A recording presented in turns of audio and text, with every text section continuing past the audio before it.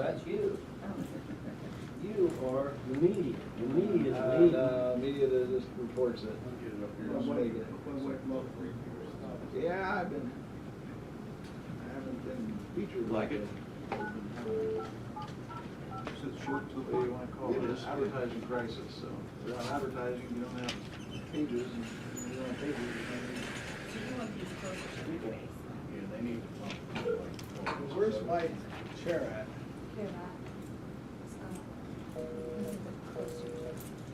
Director. How you doing? Where do you want us to sit at? We still sit back there on Tuesdays? Or no, that's fine. Okay, I'm gonna swap chairs out. I can't sit there.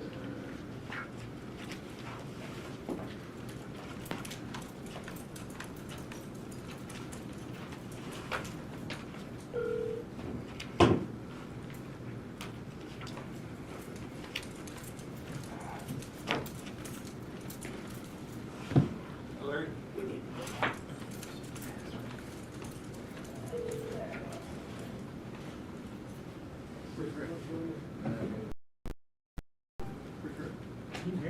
Oh, good. Todd, I left my wife. You left Give your me a haircut. Oh, I The thought you other said day. you left. No, I left the law in there for, yeah, so she, Directly into the mic, Jerry? Looks right now. Yeah, you gotta get it like within 12. yeah. So I we go go like with this. the I shade should lights usually on. keep a flat top. And that'll help More with like, the closed captioning. Well, maybe I Only- should do it. We speak up 12 inches from the mic, helps with the closed I'll caption. put it out. It helps with closed captioning. Thank you. We're live, and I have that turned off right now.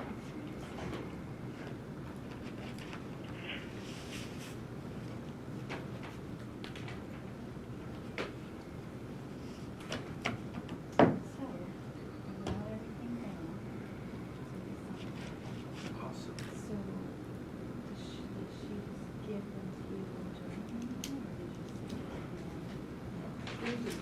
Oh, breathe. Now you take it. I like I that. like the idea. Just the thing I'm not reading is, there's something that I really agree with. Yeah. Breathe and sound takes. What movie did I see that? You answer by saying, oh. Yeah, I like that.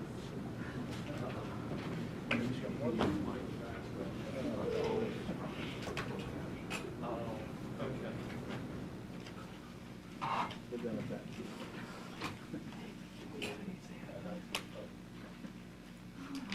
I'm not. I just make observations. I make observations. You know Danny. Oh my God. Yeah. Yeah, a good president can see my wife grew up together. Sue Kimball, right? Huh? The name was Kimball. Kimball. I believe, yeah. Sue Kimball. I just happened. How is Dan? He's retired. Oh, he's doing good. That's They're thinking retired, about isn't it? selling their place over there in South Williamsport. Beautiful place. I don't think it's much more than 5 years old. Yeah, ready? Please rise for our prayer. Pledge of allegiance. Dear Heavenly Father, we seek your wisdom and guidance and grace. Lord, we pray for those who are affected by this virus. Lord, heal their bodies and spirits. Contain the spread of this infection. For our first responders and healthcare workers, reinforce and strengthen them. Give them an abundance of energy to sustain them. Bless the companies and the workers that are manufacturing needed protective equipment for our healthcare workers and the public. Guide the work of their hands. We urgently pray for our nursing homes and long-term care facilities. God, encourage the lonely residents who do not have their family or friends able to visit. Strengthen the staff that help them. Prevent further spread of the virus. Comfort the families who cannot visit their loved ones at this time. Lord, we also pray for women and children in abusive situations. God, restrain those who commit harm. Provide protection and rescue the victims. For our businesses and workers in a variety of industries whose doors are closed, keep them from panic and meet their needs. Provide the wisdom to our elected officials to lead and give the guidelines to our businesses so they can reopen quickly and safely. Lord, during a season of heightened anxiety, fear, and confusion, we pray for faith and love. These things we pray in Jesus' name, amen. Amen.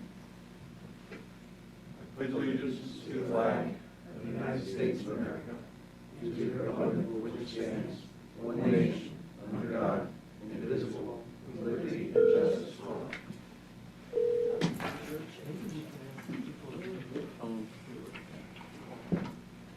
Take roll call. Yes. For those that are on the phone, could you please announce yourself? Nikki Gutschall, Controller's Office. Maya Toon, purchasing. Ed Robbins, JP. James Smith, Solicitor. John Davidson, Conservation District. Don Lavelle, Planning Department. Lauren Chester, Arna. Chelsea Blair, Planning Department. Brad Shoemaker, County Prison. Okay. Did I hear Jason Brooks? Anybody? Lauren. Lauren is there. Fine. Okay. So today's Tuesday, May 5th, 10 a.m. It is actually 10:01. We have no bids openings for today. Nikki Gottshaw, are you doing accounts payable cash requirements report? Yes, I am. Okay. Good morning, Commissioners. Morning, Nikki. The cash requirements report is $3.8 million. Keep in mind that is for 2 weeks because we're still doing biweekly check runs. Nikki, I did have a couple of observations there. So, the forensic pathology. This is with the for the coroners. I see a $2,443 charge and $740. Is this associated with the coroner, or that's the sheriff's? It falls under the sheriff's. What page are you on? Title. Number 6. Page 6? Thank you. Yeah. So is this? Page 6, is that where you're at? Yes. Okay.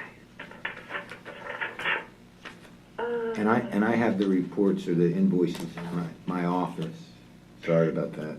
Yeah, that actually goes, it's for the coroner. It's for autopsies. Okay, but it falls under. Okay, I see. Okay. On page 7, I did not see the invoices for Scott Tilla. Okay. What is that? I mean, we just signed a contract, I'm sure, with them, but I noticed it's almost $6,000, 3 invoices. I could not find them in the files. Oh, I can get them to you. Yeah, he's a psychologist that does work with the public defender's office. Okay. UPMC, page 9. $8,100. Well, I was wondering what that was for. That is an inmate It's an at the inmate. prison. Yep.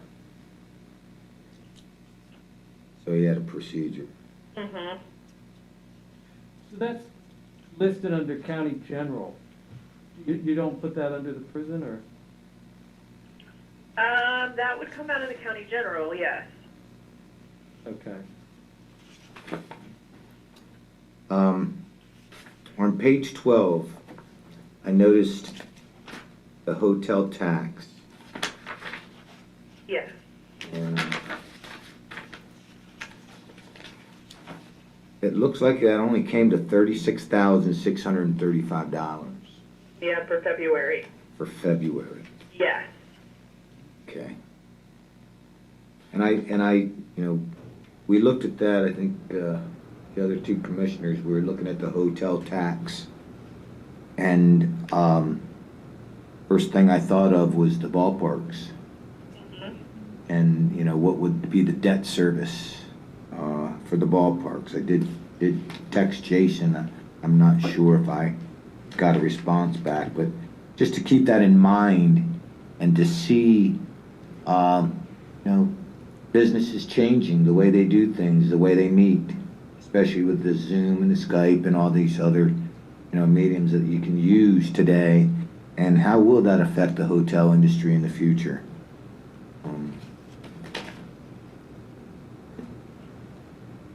Vicki, the phone tariff on page 15, Yes. please explain that to me. Well, that is the 911 tariff. So we get charged that, and then it goes the 911 center to, I'm not sure where it goes, but it's kind of like a pass-through. We collect it and then put it in the county general. So we pay, and it says 100% grant, so we receive the monies through the cell bills, okay, and then this is the money that we're paying out? I mean, I just didn't see it. I didn't know, you know, the payout and where it went to. Maya, do you have some insight on this? Yeah, I think for every line that, line that there is, there's a fee that's associated with that. We collect it, and as Nikki says, it gets paid back out. And it's collected in a fund. Okay, just take note of that so that we can have a better breakout of what that's expense is all about.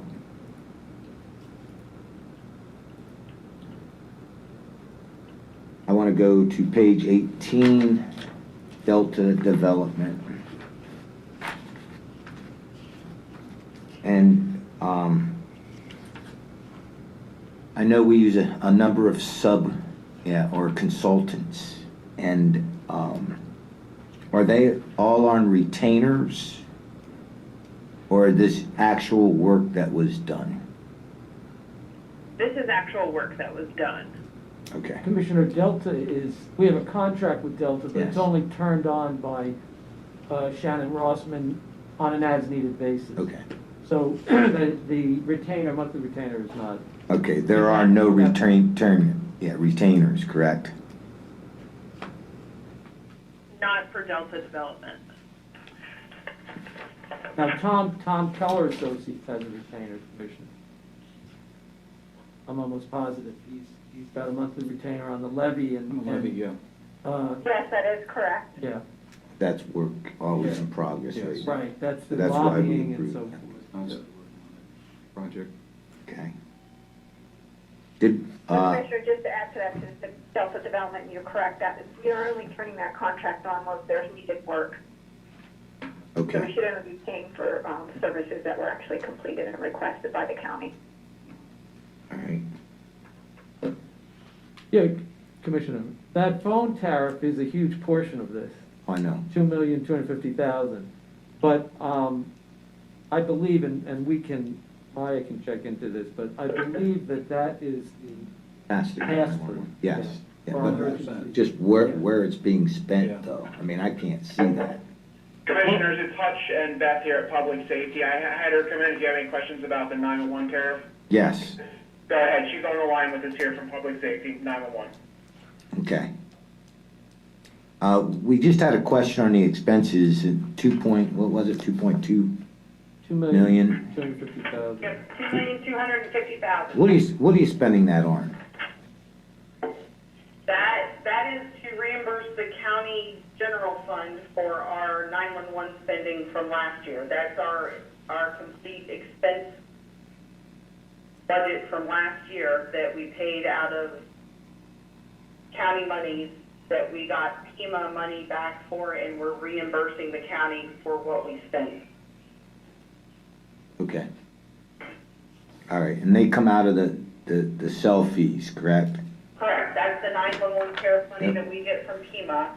that they reimburse the 911 expenses, all of our expenses that we have here that FEMA paid for.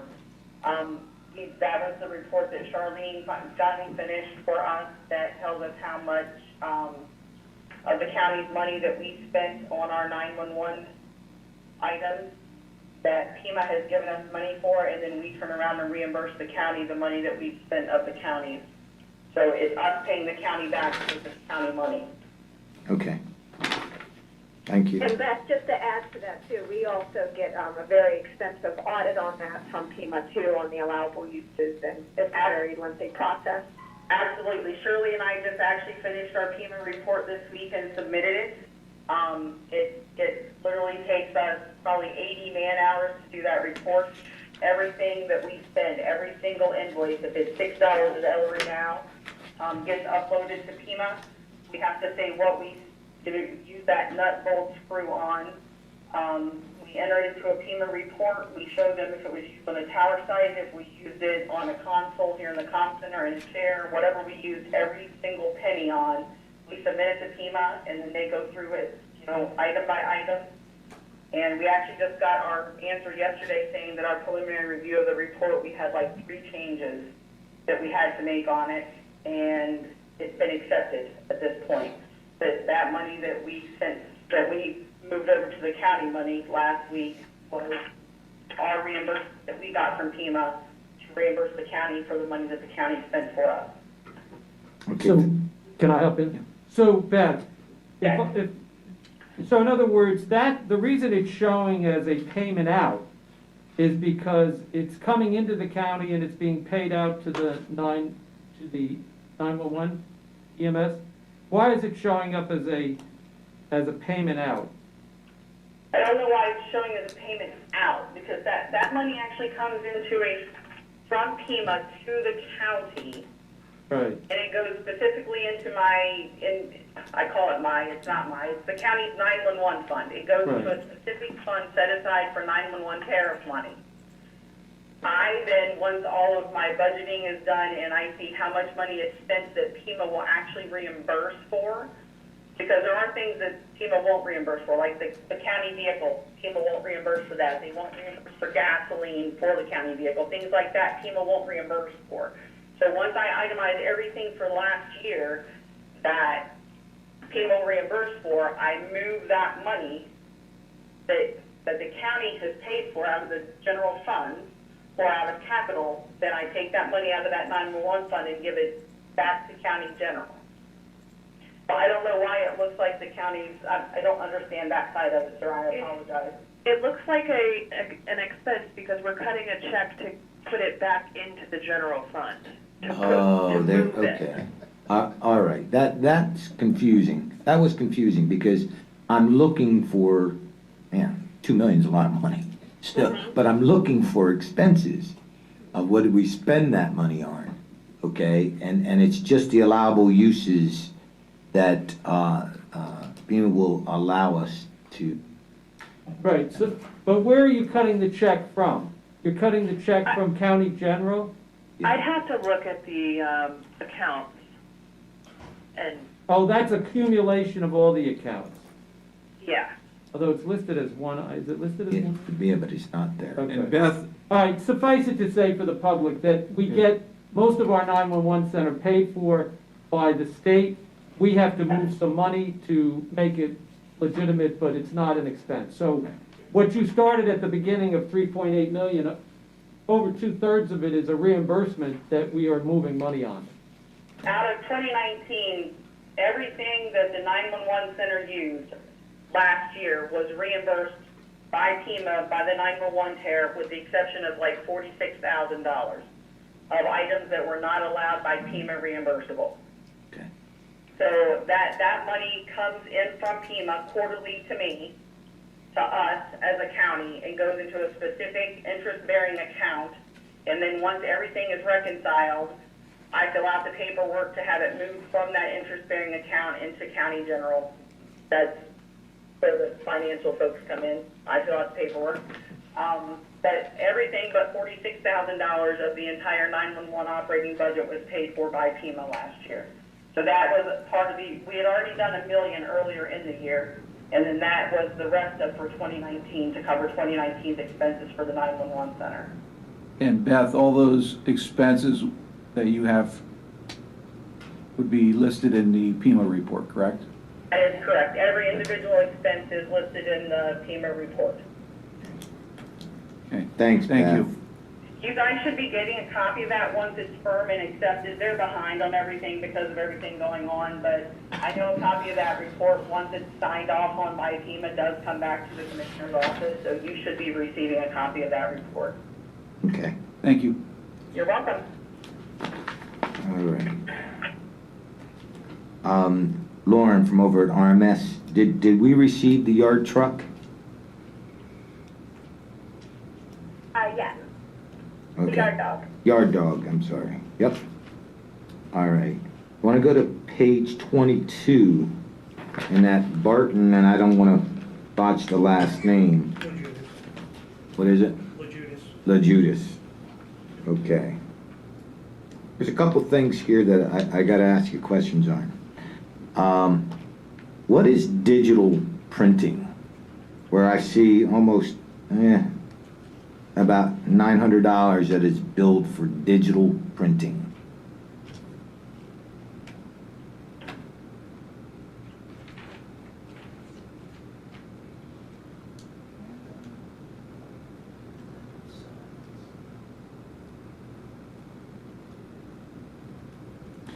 And while you're trying to find out what that is, and if you can't, just send us an email.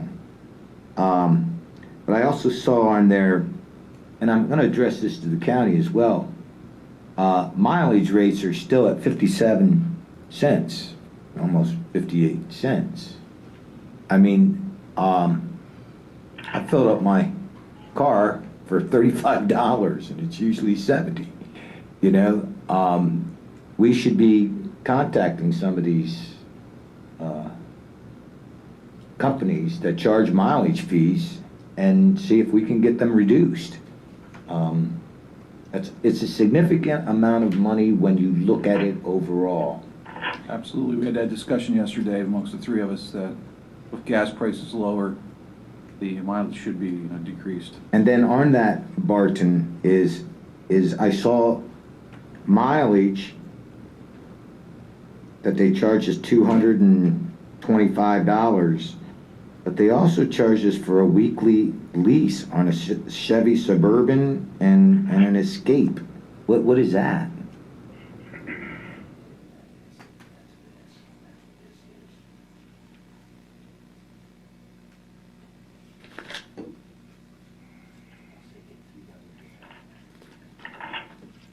And then I guess the last thing I have is the waterworks, where we have about $35,000. It's page 24.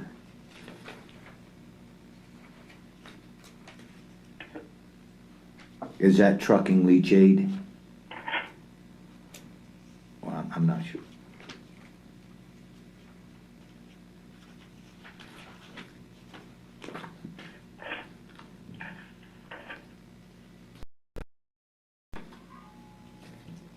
Just under the weld shop. Yeah. Yeah. I think that's leachate collection. Yeah, if you look at the bottom of it, total leachate collection for RMS is $50,980. That's leachate truck. If you see in the lower left corner, Yeah. right below the waterworks, last line of waterworks. 2,980. Commissioners, Jason is trying to comment. Okay. Hello? Jason? Commissioner, yeah. So we were trying to talk to you, I was trying to answer all the questions, sir, but I don't know what happened with our phone here. Lauren, put you on mute. She probably did. First off, Martin Judas, it's a contract, we've had, they held their prices from the year before. Back to the Suburban, that is Lee Locksher's vehicle that he uses on the facility, driving around the site during the day when he does his inspection. The digital printing is anytime we have contracts or bids, We have any documents printed off that are sent to contractors with the construction projects. That's digital bid printing. We have, those are the large drawings, usually the 4x4s or the 4x5 drawings that we send to businesses and contractors for projects. I'm trying to think what else you'd asked, sir. Oh, the mileage. The mileage is what it was last year, the contract. It would be a simple amendment. I don't know how long the fuel prices are going to stay down, but that's the Barton Hughes contract. We no longer, we had Cummings and Smith, and then we switched over to Barton Hughes. Okay. Thanks, Jason. Yep, sorry about that, sir. I was trying to talk when you asked questions. Obviously, I just don't know if I start my anymore. I don't know. It wasn't working, so sorry about that. No problem. Okay, I'll make a motion to approve. I have a question. Oh. I noticed in public defenders and also the register and recorders, there's fees for uniforms from Rogers. These are two departments that would be wearing uniforms. Could you explain that? Can you tell me what page you're on, please? Page 6 would be the register and recorders, and then the public defender, hang on, I'll tell you where that's at.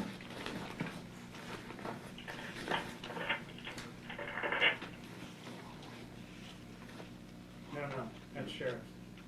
No, that's sheriff, yeah. The total is underneath their expenses for each Okay. department. Okay. So that's actually what the sheriff's department is on Yeah. the, okay. I think that's pursuant to the union contract also. Sheriff's, yeah. So I'll be the sheriff's. I was going by this over here. Okay, thank you. You're welcome. I'll make a motion to approve. I'll second it. All in favor, say aye. Aye. So carried. Thank you. Thank you. 3.0, we have a couple proclamations. The first one is Corrections Employee Week, May 4th through the 8th, and Commissioner Massera was going to read that.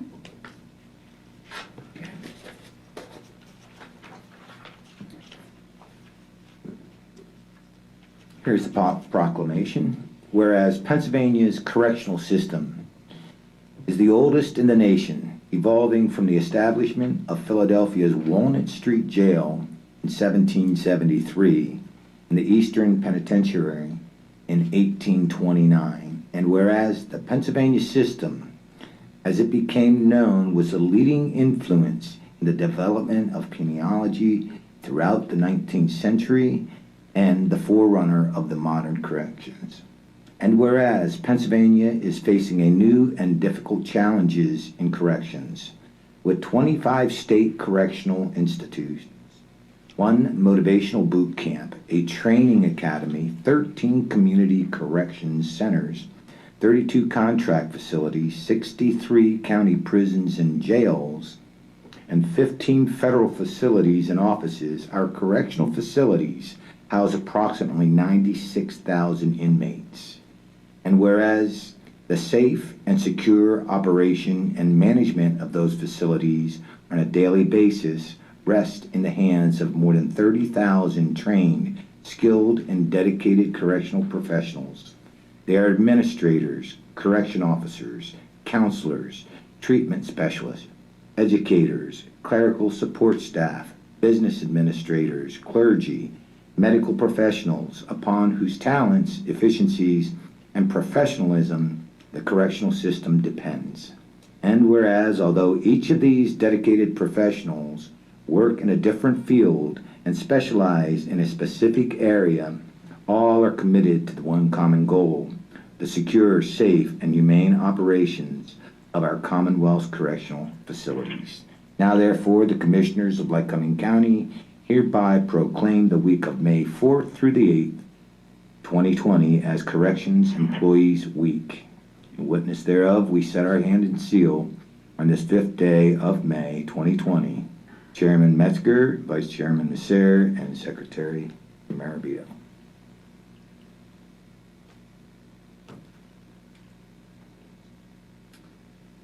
believe we have Ward on the phone. Yes, good morning, Commissioners.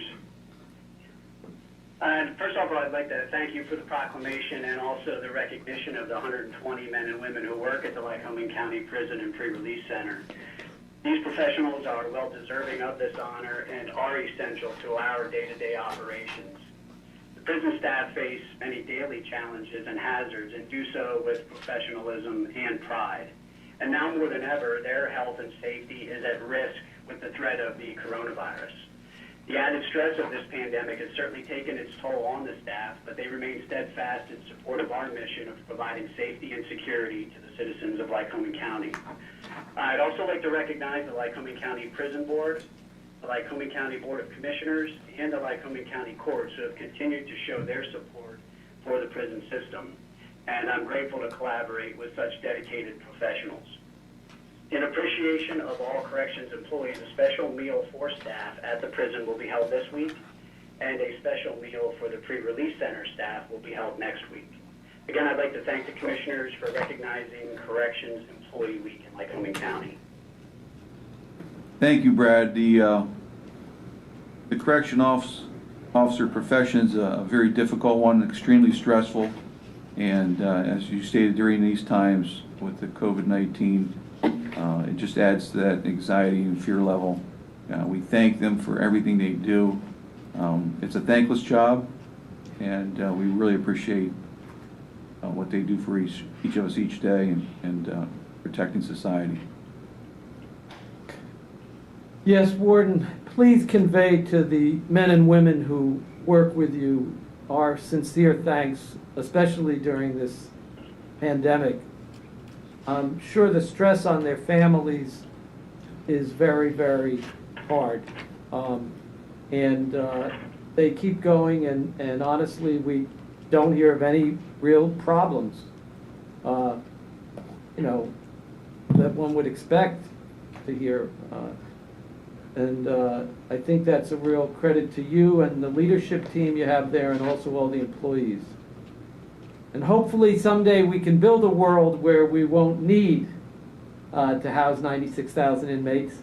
We're certainly trying to work towards that now, and we can find a way to, and this is what I found in talking to a lot of the correction officers, that they have a dedication to trying to help inmates really go down a path that improves their lives. So please thank them for us. I will certainly do that, and I appreciate those statements because I think that is one thing that might be lost for people who aren't in the corrections world, how much effort is put into trying to assist the inmate population with not coming back to jail after they have made decisions that have put them here in the first place. But yes, I appreciate those statements, and I will definitely pass that on to the staff. Yeah. A visitor that you don't want to have returned to your house, right? Correct. I'm just going to add that, it's a 24/7 operation, and it's very confined. So the employees there, it's just a different type of atmosphere to be working in, and it is stressful. So I want to also thank all the correction officers and your staff.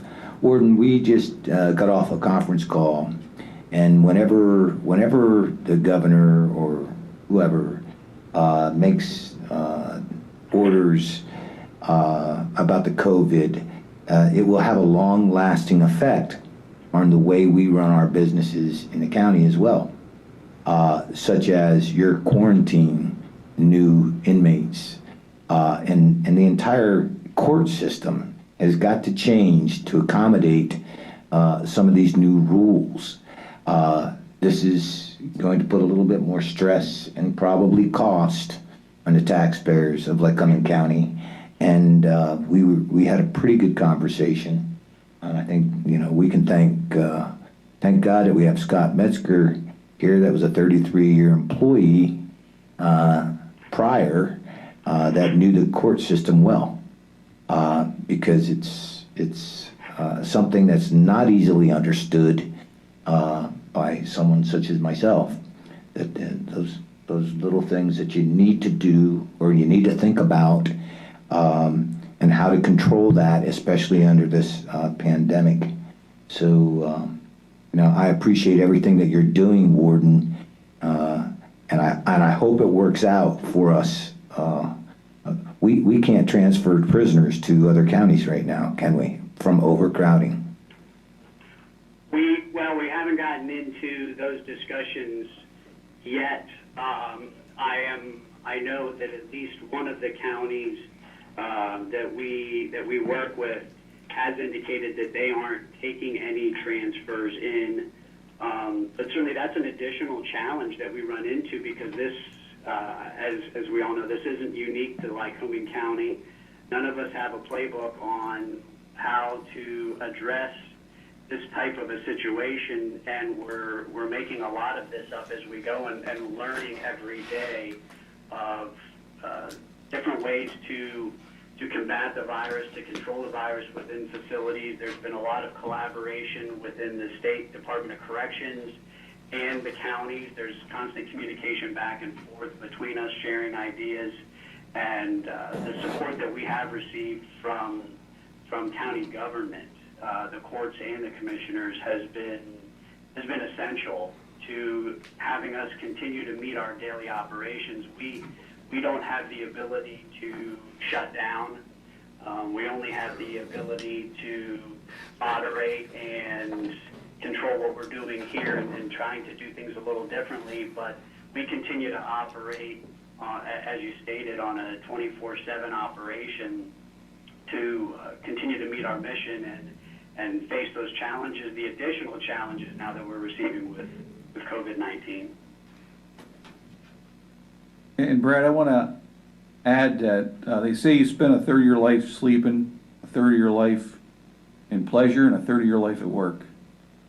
So just use those equations, and you think about a third of your life at work as a correctional officer, where you come in on a shift, you're there for the entire shift, you don't go anywhere for lunch, you can't run out to a local establishment to grab lunch, you eat right there. You're cut off from the public because you cannot take your cell phone into work. So you're there for 7.5, 8 hours a day, sometimes extra shift, and you're living with an individual who's broken the law. You're actually living with them, you're talking with them, you're interacting with them, and you get to know them, and you want to try to influence them so that they don't come back to the system. So it takes a special person to be a correctional officer. So just to put that in perspective. Good catch. Thank you.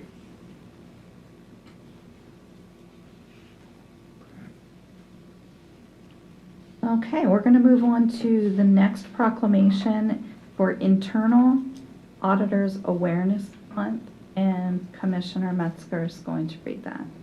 Proclamation, whereas internal auditing is a vital part of strengthening organizations and protecting stakeholders of both public and private sector. And whereas internal auditing helps identify and manage the organization's risk and ensure policies, procedures, and controls are in place and working appropriately. And whereas internal auditing is an increasing sophisticated and complex activity requiring specialized knowledge, training, and education. And whereas internal auditing is an established profession led by the Institute of Internal Auditors with a global recognized code of ethics and internal standards for the professional practice of internal auditing. And whereas the contribution of internal auditors to the success of organizations in the global economy at large deserves our recognition and commendations. Now therefore the Commissioners of Lycoming County hereby proclaim the month of May as Internal Audit Awareness Month. In witness thereof, we have set our hands and sealed this 5th day of Scott L. Metzger, Chairman, Tony R. Massar, Vice Chair, and Rick Mirabito, Secretary.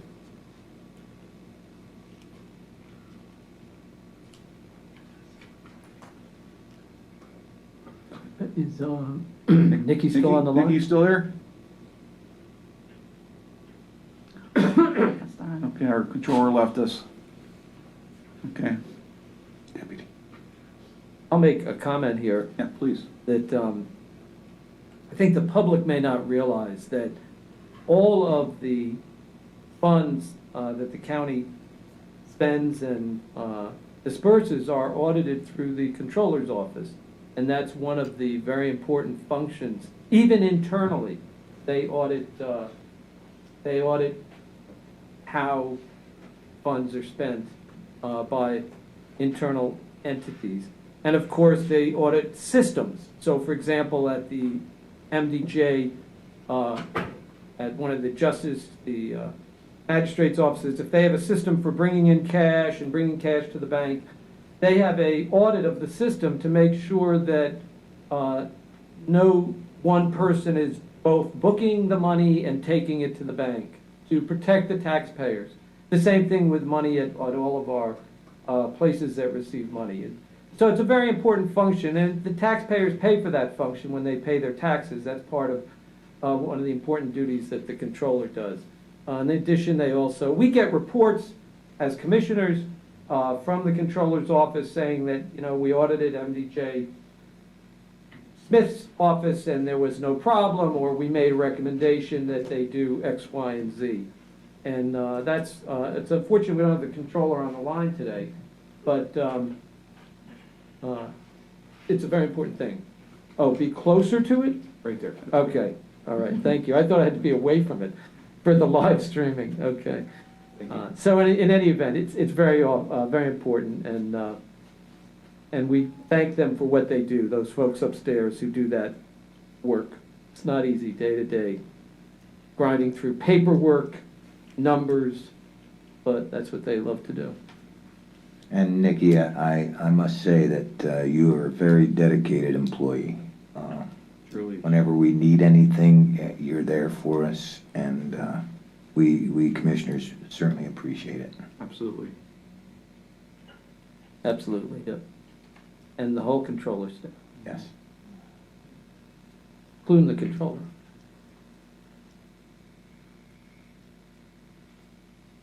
Okay, so we'll move on to the Conservation District Week, May 3rd through the 9th. Commissioner Marabito, you have that proclamation? Yes. Okay.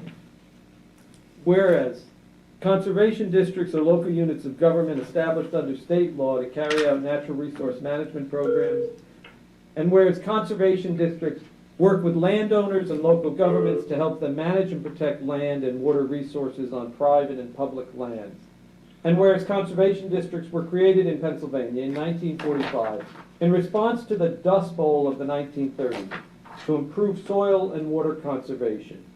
And whereas each county in Pennsylvania has a conservation district except for Philadelphia, and whereas local municipalities rely on conservation district staff to plan development in a way that conserves and protects the local environment. And whereas districts also work with many partners, including government agencies, private organizations, businesses, and others, to accomplish their mission of supporting and helping landowners to conserve natural resources. And whereas the districts are each led by a volunteer board of directors with farmers, public members, and a member of county government. The board identifies local conservation needs, decides which programs and services to offer, and develops a strategic plan. And now, therefore, the Lycoming County Commissioners do hereby proclaim May 3rd through the 9th, 2020, as Conservation District Week, commemorating the great work accomplished by PA's 66 conservation districts. Lycoming County Commissioners, Scott L. Metzger, Chairman, Tony Armacera, Vice Chairman, Richard Marabito, Secretary. We have Mr. Davidson on the phone. We do? Yeah. Good morning, Commissioners. Can Morning. you hear me? Yes. Yes. Welcome. I guess I'd like to start on behalf of the Conservation District Board of Directors and our staff. I want to thank the Commissioners for their recognition of the Conservation Districts and the Conservation District Week. Our Lycoming County Conservation District was formed in 1956 by the Board of Commissioners in place at that time. At that time, our primary focus was ag conservation. Since that time, we've evolved to a point now where ag is just one piece of our efforts. As you may know, some of our activities now include dirt gravel road programs. That's where we award close to $500,000 annually to eligible municipalities in the county. Those projects address water quality improvements from their maintenance activities. Our watershed management programs focus on a number of initiatives. We provide financial and technical assistance for stabilization projects on some of the smaller watersheds in the county. And as you are well aware, we coordinate the Emergency Watershed Protection Program, which are stabilization projects related to flood events. In addition, we've also taken on the responsibility for the vector-borne disease control program, more affectionately known as mosquito and tick surveillance. And one of our most popular initiatives or programs is our environmental education efforts. Those field and classroom programs reached over 3,000 participants in the past year. We initiated in 2019 a $10,000 local grant program for environmental education efforts with local community groups, teachers, scouting groups, that kind of group. And of course our Envirothon program that's been in place for approximately 35 years, I believe. And some of our other efforts are ag land preservation and our regulatory ag and construction programs. And I guess with that, I just want to say thanks for the recognition. And I'd also like to plug our staff for a lot of the hard work and efforts on their behalf. So with that, thank you very much. Thank you. Commissioner Maravito, you still on the board? Yes, I just want to thank the board members especially, as well as the staff. Obviously, the staff are doing a great job, but all those volunteer board members over the year. You know, Gordon Hill, you remember Mr. Davidson, we recognized him, and I think he was one of the founding members of the Conservation District, right? That is correct. In 1956. I happen to have been born in 1956, so here I was with this man who was about 90 years old, who was showing us how things had been in the past and the need to have an organization like this. This is one of those organizations, by the way, that's paid 100% by the state, right? I wouldn't say 100%, but primarily most of it. Oh, it's almost, say 90%. So Correct. For the taxpayers listening, you know, your tax dollars at the state level come back, and Mark, where does the state get the money from? Do they get it from fees on do you know? Well, our funding streams are a combination. We being the district statewide, have line items in both Pennsylvania Department of Ag budget, Pennsylvania Department of Environmental Protection budget.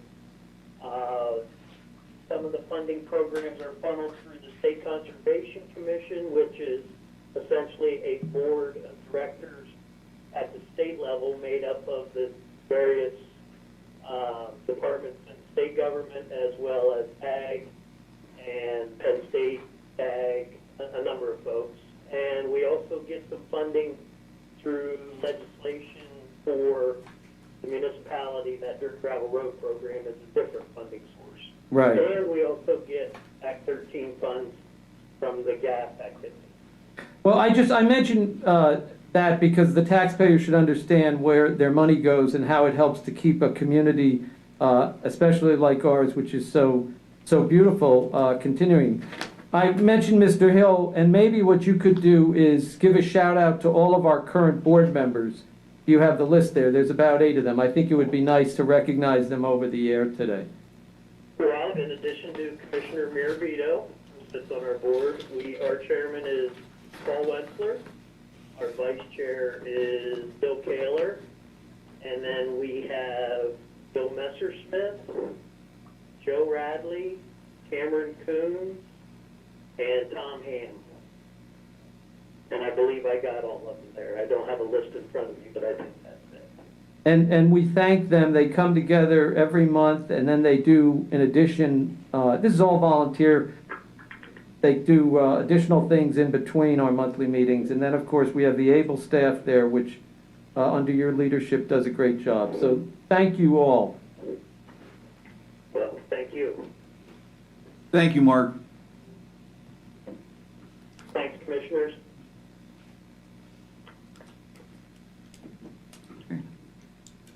Next, we have Stephen E. Rippey from RMS.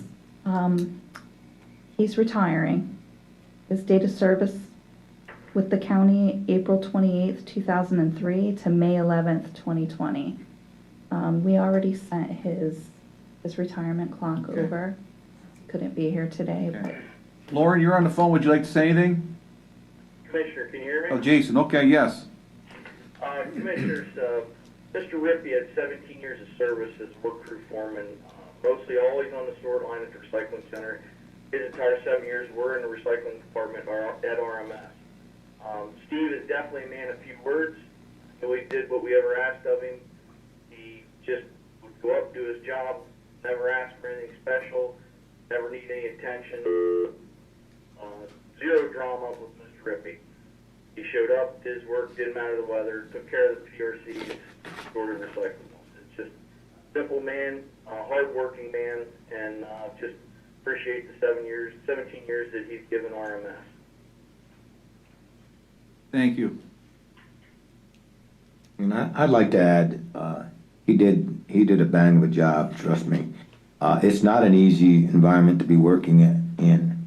And if you've ever went up to the sort lines and you've witnessed what the green machine does, it's fast. I mean, it's not like you're sitting there and it's mundane. Well, I guess you could consider it mundane, boring at sometimes, but it's not. It's moving. You have to be sorting constantly, and it's going by at an incredible speed. For a supervisor, to keep the people motivated and keep them productive, that would be a very difficult job.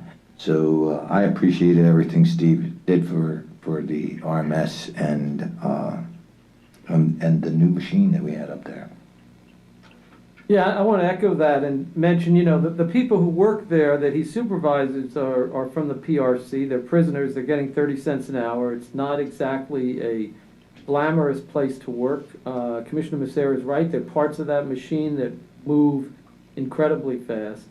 And so in addition to motivating people, he's got to also make sure people don't get hurt.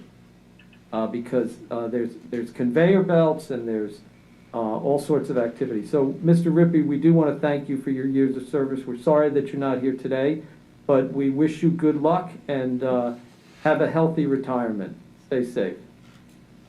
Absolutely. We want to thank Mr. Rippey for his years of service and Jason, the entire RMS staff right now, especially with COVID-19 hitting our area and around the world, what they're going through with collections, the 150 ton they've collected in the last 10 days. And as we move forward to the going back to Kmart and the Penn College property this week and collecting more to get back eventually into the normal pattern of what you do over there at recycling. But I've been out on the sites as they collect, and in the rain, and what they've been doing has been tremendous. So we want to thank the entire staff, but especially Mr. Rippey for his years of service. Jason, do you want to give the public any indication of when the regular recycling may be opened, or haven't we decided that yet? My staff and I had a pretty extensive meeting yesterday and had a lot of heart-to-heart discussions on what ifs and could be's, and figured out how we can try to. The biggest thing is trying to get the materials to set for 3 days. The goal is now we're hoping to roll out. We're going to have the commercial haulers start back on the 11th. We're also going to start back with Williamsport, South Williamsport, Royal Sock, Jersey Shore, and Hughesville sites on the 11th. And then while we're doing that, we also have our southern counties that we service. We're going to try to do a soft rollout with a few of those sites. So we're going to start putting the containers fires out. The sites will be ready to use on the 13th, the middle of the week. There'll be a press release. Yep, we'll have a press release to roll out. But we don't want anybody really in there on the 11th and 12th while we're trying to get the boxes back in and get things set up. And there's going to be new signage, some new changes, trying to get people to understand how we need it done. The big thing is, again, we're going to be pushing is no bags, can't accept any of the bags or the plastic wrap that's coming in the material. We have had a great response from the public. I appreciate all the thank yous, positive comments, and the help that we've had from the public, wearing masks and so forth. So I do appreciate my staff's effort. They've been giving up their Saturdays. Thursday last week was a challenge with the rain, but we were out in the weather. The guys were getting it done, so I really appreciate all their efforts. Okay, thank you. Yes, sir. Thank you. Okay, we're going to move on to personnel actions. Roxanne Greco, 5.1. Good morning, Commissioners. In the Domestic Relations Office, Jessica Dodson, full-time reclassification domestic relations attorney, pay grade 11, $50,548.35, and this is effective May 3rd, 2020. Okay, any discussion on this item? Just, this woman had been working for us as a law clerk, was taking the bar exam, and she's now basically being paid commensurate with what an attorney is paid. Correct. In the county. She passed her bar exam and now is eligible for this position. Right, and this position is one that we do it to be in compliance with the federal government's requirement that we have lawyers speaking when we're dealing with hearings in court. Just like a member of the public, of course, they could represent themselves pro se, but the government tells us that they requires us to have lawyers. That's part of the court system. So. And this will be our second attorney at the Domestic Relations? Position-wise, it's our first. It just so happens that But we have two. the deputy is an attorney. She has an attorney background, yeah. And I believe this was an agreement when she was originally hired, when she passed her bar agreement. The Board of Commissioners being former Chair Jack McKernan and Rick Marabito, Commissioner Marabito had voted for that to be an agreement. When she passed her, Correct. she would be promoted. Okay. Yeah, and she wasn't given any special treatment. No. What we do is we have a not fully qualified and a fully qualified, and to work as an attorney fully qualified, you need to have a bar exam taken and passed. Actually, we brought her in as a temporary law clerk Right. until Right. she passed the bar. Yeah. That was the agreement, correct? That is correct. Is that what you recall? Yeah, that's yeah. Well, that's what the policy is. Correct. This was the second individual that came in under those circumstances. Okay. Yeah. Okay. Any further discussion? Yes. Okay. I have a motion. Accept. I'll move to approve the personnel action with Jessica Dodson. Second? I'll second. All in favor, say aye. Aye. Aye. Opposed? Okay. Abstentions. Okay. 2-1 passes. Thank you. And then Roxanne has 5.2, approve HR activity report for the month of April 2020. As Commissioners, we have submitted to you the activity from the HR department for the month of April, asking for approval. I'll move to approve.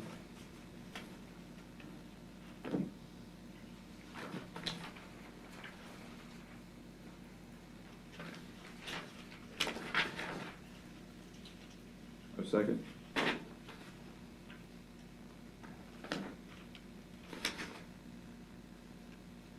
I'll second. All in favor, say aye. Aye. Aye. Opposed?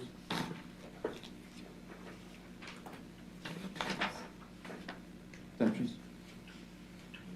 Okay. Okay. This is the typical report HR gives us each month Yes. on the activity, which is very helpful. Shows us who retired, who we hired, who ended employment. Not much activity in April, Now, which is good. Thank you. Thank you. Have a good day. Move to the action items. Maya Toon has 8.1, 8.2, 8.3, 8.4, and she's also doing 8.9 and 8.10. Maya? Morning, Maya. Good morning, Commissioners. The first item I have, it's an agreement with Brooks, McLaughlin, and Dennehy to interview and hold hearings for mental health commitment cases at various counties for the Public Defender's Office. This is a 3-year contract which would expire on December 31st of 2023, and it's not to exceed $5,000 annually. And this is a renewal and part of their budget as well. Okay. Any discussion on action item 8.1? Hearing none, can I have a motion to accept? I'll move to approve. I'll second. All in favor, say aye. Aye. Aye. Carried. Thank you. 8.2 is to review contracts for the month of March, which were approved by the Director of Administration, which were all under $10,000. And as you received, we had 8 contracts.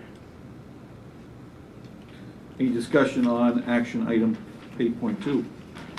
Just to give the public an idea, legal services, we had to inspect a generator. We had to get a Spanish interpreter, which was probably also sort of at the last, not at the last minute, but it's something that's not, we don't usually have to do. We installed some new motor kits on cell doors at the prison, right? Probably something that had to be done quickly. Yep. Heart program, stenographer, surveying, and legal services. And if you notice, they're all not to exceed 7. Right, they're all not to exceed $10,000. So this is the commissioners have delegated this authority to Director McDermott so that we can keep the ship moving on these items under 10,000, even if we're not here. Could I interrupt for a moment? Because we've changed our format of our meetings here lately, okay, I want to apologize to the public that is out there. We've never changed it to where we put on our agenda public comment on agenda items. And I would think that, you know, if you want to move to that, so if one of our public or any of our public. Yeah. Absolutely.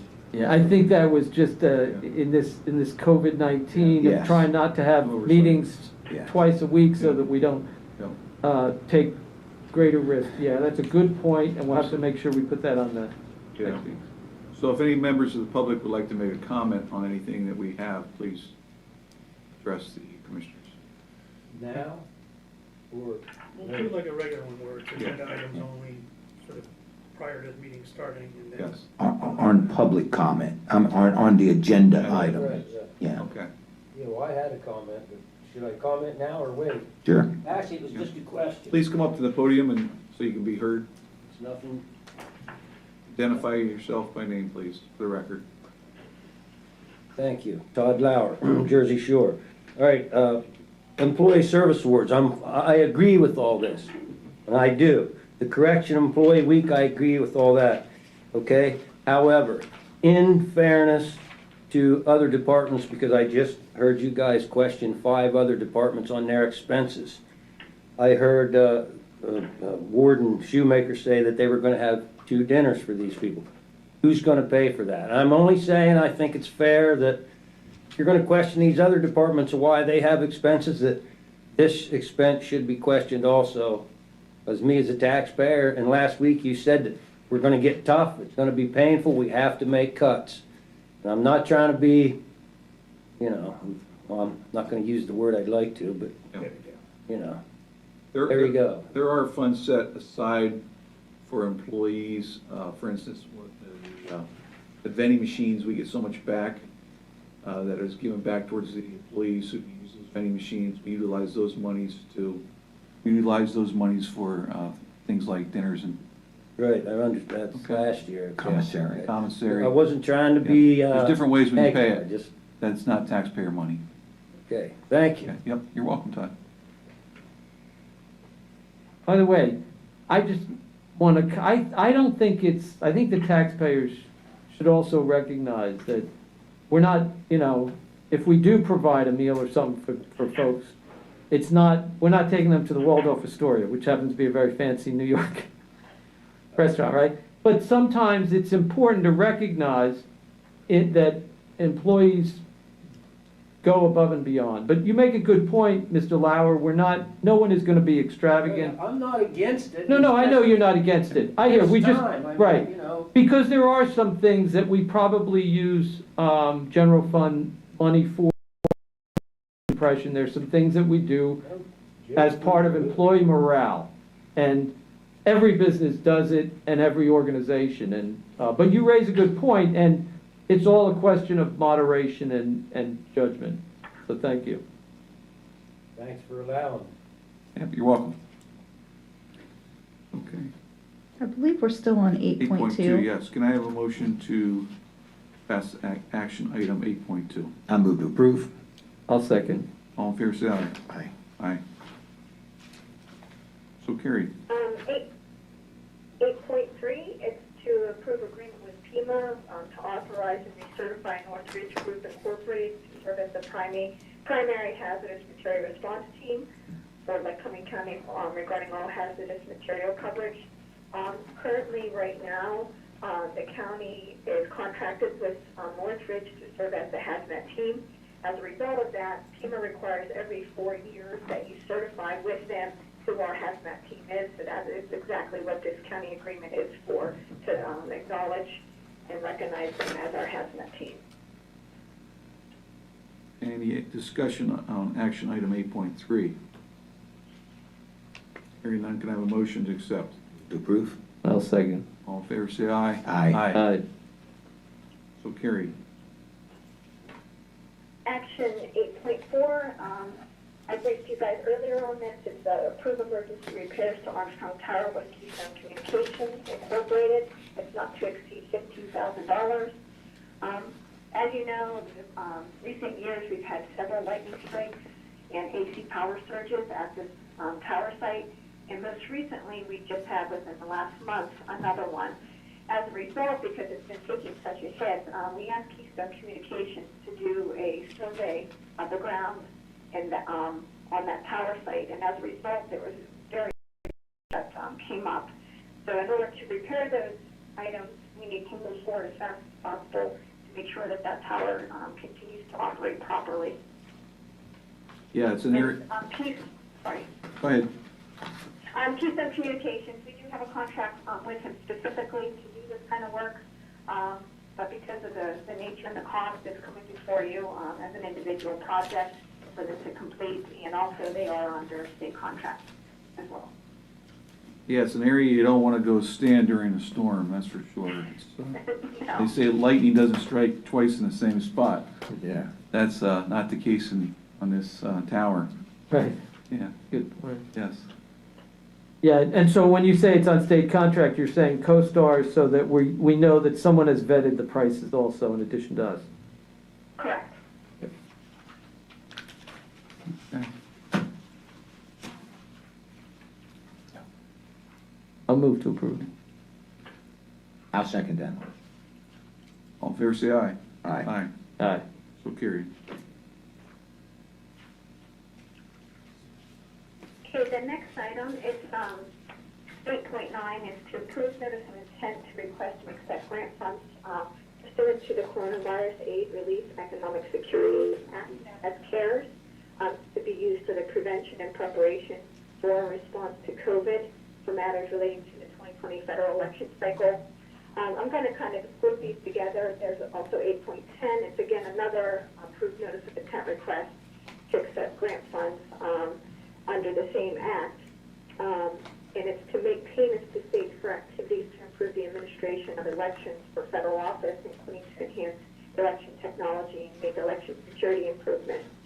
So back in March of 2020, they authorized 2 federal appropriations were granted to states to improve the administration of elections. One was focused on COVID-19 related to election modifications under the CARES Act as noted, and the other was focused on election security security and technology, as well as other administration of election improvements. As a result of that, they looked at each county and then came up with a funding distribution formula based on voter registration numbers in each county. And as a result of that, the county is going to be awarded $56,134.50 for the election security grant, and then $48,102.37 for the CARES Act grant.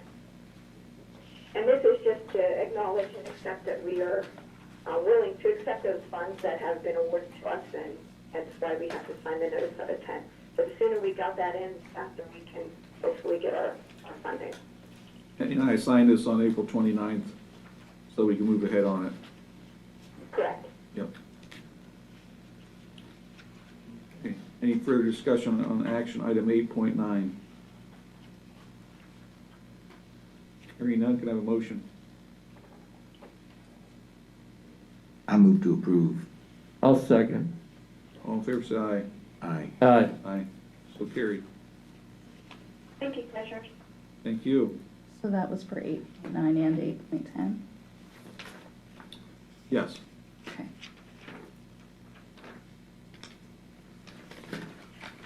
Was it one document for both? Or? Yeah. Yep. Okay. So we'll go to 8.5, Chelsea Blair, approve U.S. Department of Homeland Security pre-disaster mitigation grant agreement. Good morning, Commissioner. Morning, Chelsea. So you've seen this item in front of you multiple different times throughout the grant approval, grant agreement process. This is the final step in which this is the final grant agreement between the county and the state to update the hazard mitigation plan. This plan is primarily purposed to allow the county to pursue any kind of disaster funds through the Department of Health or Department of Homeland Security, which FEMA is under, and also to pursue any other disaster funding available. If this plan is not in place, you cannot pursue disaster funding. So during this time, it's going to be a quick approval, or not a quick approval, but a quick procurement process. We are going to be releasing the bid on May 15th to do the plan and hope to award on June 30th for the plan to be fully adopted on April 8th of 2021. So primarily what this item is in front of you is just the final grant agreement between the county and the state. Okay. Any discussion? A motion to accept action item 8.5. I'll move to approve.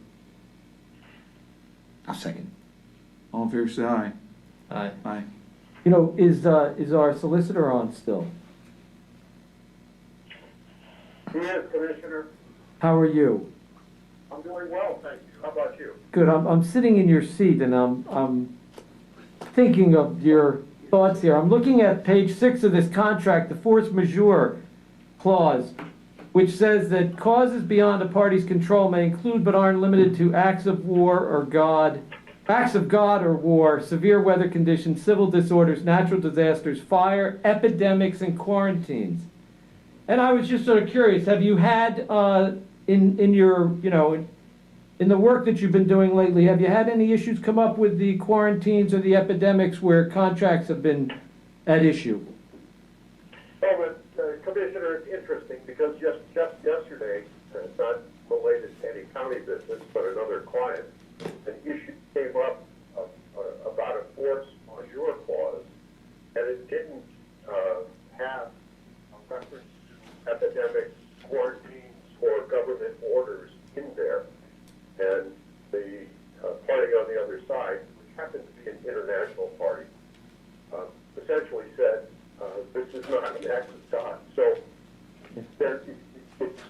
it is going to be a challenge for the typical force majeure language, or the more typical, because people mistake the position that those clauses do not give you a contractual out.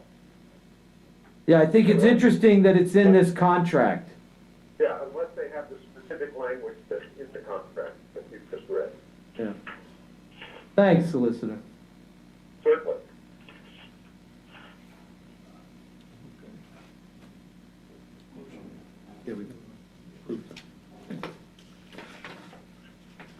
8.6, Cindy Newcomer, agreement with Montgomery Area School District delegating school tax collection power to the County of Lycoming. Morning, Cindy. Now with us? Cindy?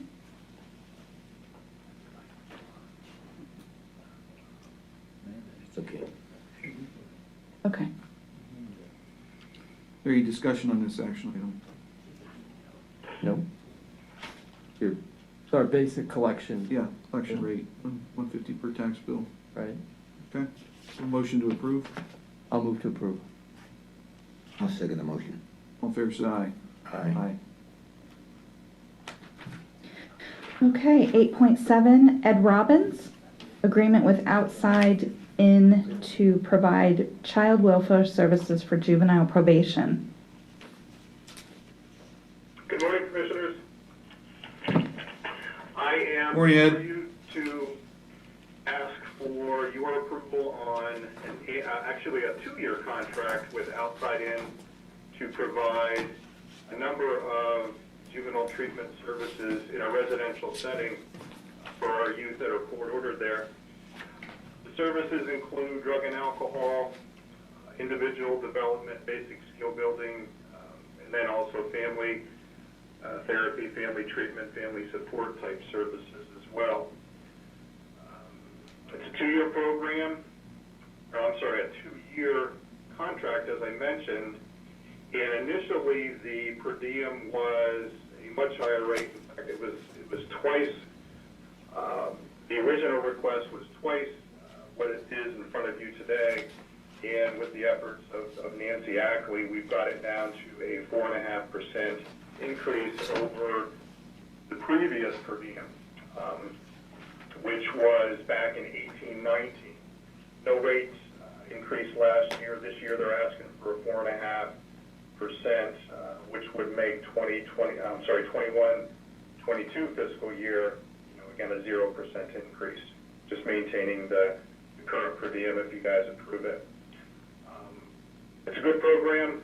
We have 2 youth in the Voyagers component.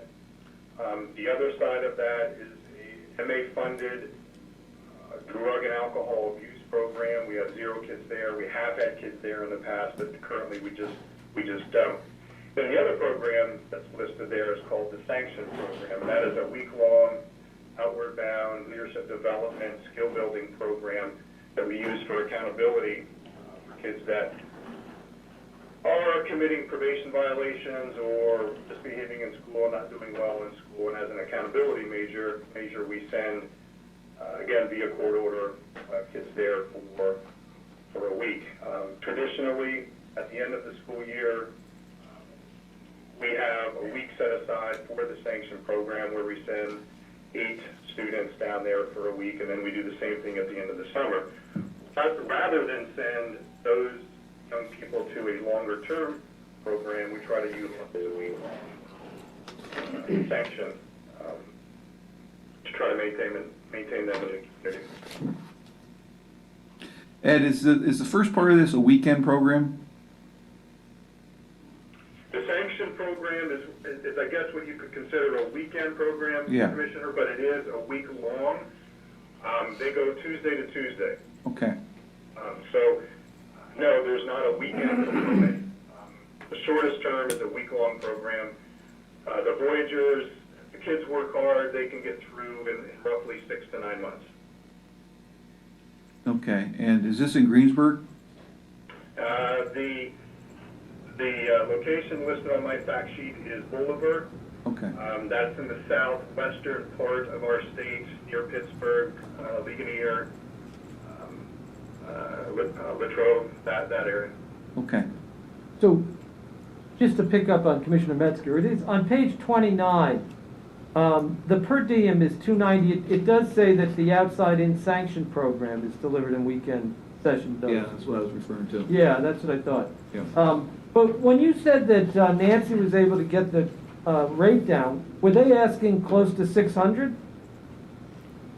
For Not the, $600, it was a 7.3% increase. oh, I see, okay. got it down. She got it down, to the rate increase, okay, all right, I didn't understand. 4.5%. Substantial savings. Yeah, well, hats off to Nancy for doing that, and it just shows that employees who use the initiative to do that are able to save the taxpayers money, and we thank her for that.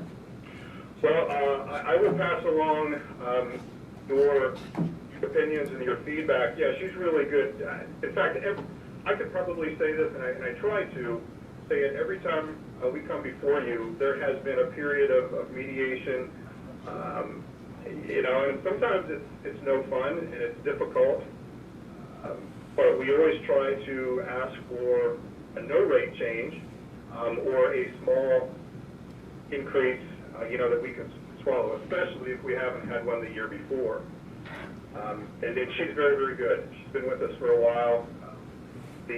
Her counterparts on the other end have typically been there a while, so we go back and forth for a couple weeks, and this is what happens. You get a reduction, even though the state says you can or they can not require but submit a per diem that's 7.3% of an increase.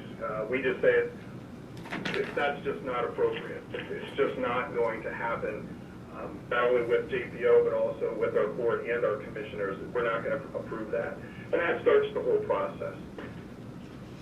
Well, she's, go ahead. So one of the constituents here in the audience is asking what the rate is. It's $290 per night. That's an all-inclusive rate, so the weekend would be $580. And this is housing, food, and therapy, right? Yes, sir, it is. That rate, though, is MA eligible. The county will not pay anything because we work very closely with West Branch Drug and Alcohol, with our local MCO, Managed Care Organization, to make these kids MA eligible so that the county pays nothing. Medical assistance picks it up. So even though the rate is $290 and some change per day, the county's not going to see a bill because MA is going to pay for it. Great, thank you. You're welcome. And Nancy's the great negotiator. We really appreciate what she does. That was about 2 years ago, I believe she negotiated that fee down and some substantial savings to the county. So thank her on behalf of us. I will, Commissioner. Thank you. Okay. Any further discussion on this action item 8.7? Hearing none, can I have a motion for it to be approved? Move. I'll second. All in favor say aye. Aye. Aye, so carried. Ed, before you leave, we received yesterday bittersweet news, bitter that you're leaving us. You're going to retire after 34 years. Sweet for you because you're looking forward to a great retirement. And you've done, you're the ultimate professional. You lead that department silently, and you do it well. I want to commend you and thank you. We look forward to seeing you on your retirement day here so we can honor you. And thank you for all your service. You're going to be sorely missed. I appreciate very much Commissioner Metzger hearing that. No, it's not a rumor. Yep, I'm going to retire this summer. When I submitted my letter on Friday, it was frankly quite difficult. It's a big change, sir, as you know. So I thank you. Yes, I will be there beginning of July. You'll see me or hear from me, certainly in the meantime. Yeah, it's a tough letter to write because, as you know, we truly care about the county, and it's tough to sit down and write that letter. It's full of emotion. Agreed. Friday night was a tough one. Yep. Okay, thank you. You're welcome. Thank you. Yep. 8.8, John Lavelle Cooperation Agreement with the County of Tioga, County of Clinton, the County of Lycoming, and the Sitacog Joint Rail Authority. Good morning, John. Good morning. So before you is a cooperative agreement, the Murphy County in nature. The total ask for this build grant application is $24 million, but the total project cost overall is actually closer to $29 million.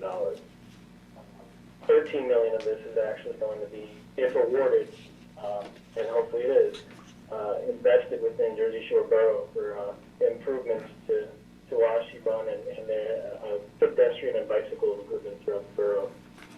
But basically, what this agreement does is it enables Tioga County, who submitted a bill grant application last year, to submit a joint application this year, which was actually guidance that we received from the Department of Transportation agency that administers this grant. What else does this agreement do? It outlines the scope of work. So up in Tioga County, that's the completion of the Marsh Creek Greenway project, which would bring the rail trail, the Pine Creek Rail Trail, directly into Bellsboro. You would also, in Clinton County, finish the Bald Eagle Valley Rail Trail, which would bring it directly to the Pine Creek Bridge as it crosses over into Lycoming County on River Road in Porter Township. In Lycoming County, this would implement a majority of the Jersey Shore Borough Active Transportation Plan, which is a menu of projects to enhance the safety of bicyclists and pedestrians within the borough. We've had a number of serious incidents over the past 5 to 10 years, even unfortunately 2 fatalities in the borough that have been reported. And then also the complete replacement of Washibon culvert system, which is about 1,300 feet long along Allegheny and under Allegheny Street and the adjacent sidewalk, which is a main thoroughfare in the borough.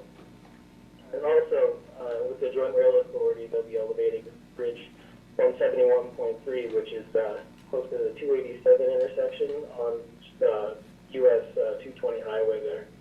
Right now it's at 13'8" for clearance, and we're trying to get that elevated about a foot higher so that it is struck less by oversized vehicles, which has happened about twice a year at this point.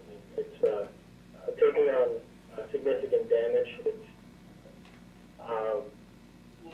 not enough that the bridge has to be closed down, but repairs are massive on it. This agreement also outlines other responsibilities, namely reporting responsibilities to Tioga County from each of the partners. That has to be done on a monthly basis.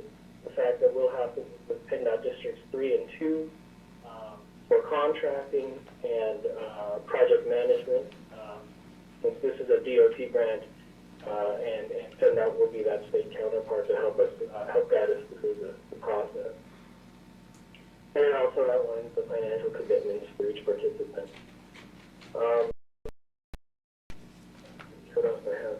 So as far as the local share, Jersey Shore Borough has committed $250,000 in local cash match towards this project if it's awarded.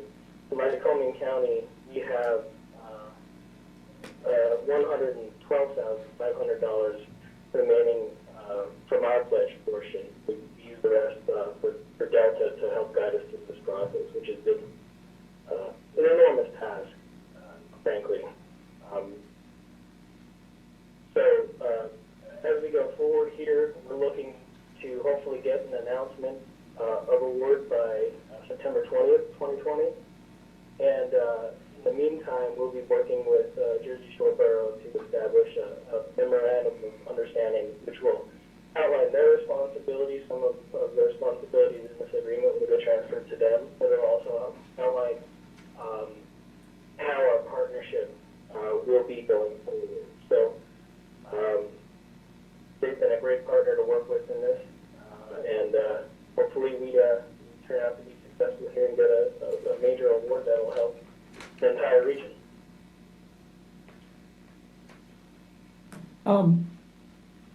John, this is Commissioner Maravito. Lycoming County has $112,500 left. How much has the county spent so far as part of its commitment? The remaining, it's basically So we pledged $250,000.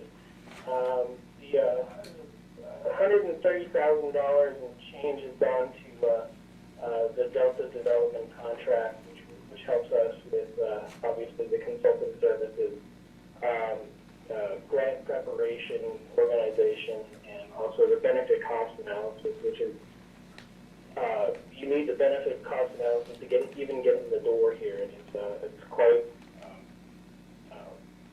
a technical process that we definitely don't have the capabilities of doing in-house. You know, this, for the public to understand, these grants are more important this year than ever. When we see that Little League has been canceled and $30 to $40 million is no longer to come into our county in the economy, if we can bring in, federal money of $13 million, it's huge, because that money is going to be used to hire contractors, and the contractors hire the workers in this community, and obviously some are out of the community too, but the money's going to be reinvested as these people work, and they eat at our restaurants, and some of them stay at our hotels if they're from out. So we really want to thank you in the planning department and Jersey Shore. The Jersey Shore residents have struggled with Lashy Run for a long time, and especially the work that you were able to do in terms of getting PennDOT to agree that we would be able to relocate the run underneath as opposed to next to those foundations, right? People don't necessarily understand that next to the foundation of some of these buildings, there's a culvert running that's collapsing. Yeah. Yeah. And that's going to be huge for the future, because the lifespan on that culvert is probably 100 years, right? Yeah, it's around 100 years, and hopefully with proper care and maintenance, it will be even longer. Yeah. So keep looking for those grants. We need to get that federal money in here, and state money. Yeah. Thanks to you all. And Lashy Run and the bridge up there have been grave concerns, so having these monies utilized to assist those projects is crucial. So thank you, John. And John, the initiative of teaming up with Tioga Clinton, that's going to, and the Joint Rail Authority, I have a very good feeling that this will be accepted. We don't know.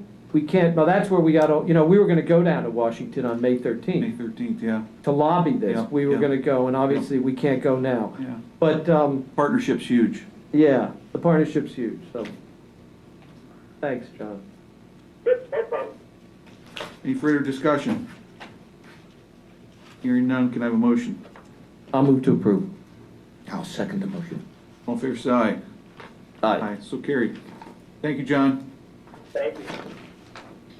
8.11, Lauren Strasser, approve agreement with the County of Broom to accept single-stream recycling materials. You with us, Lauren? Can you guys hear me? Yes. Okay, great. So this is a contract between Broome County, New York, and Lycoming County, and this is the out-of-state recycling, single-stream recycling that we were receiving, because during the time around Christmas, the MRF that it was going to was the one that burnt down. They're still rebuilding that. So we were accepting from January up until the recycling suspension.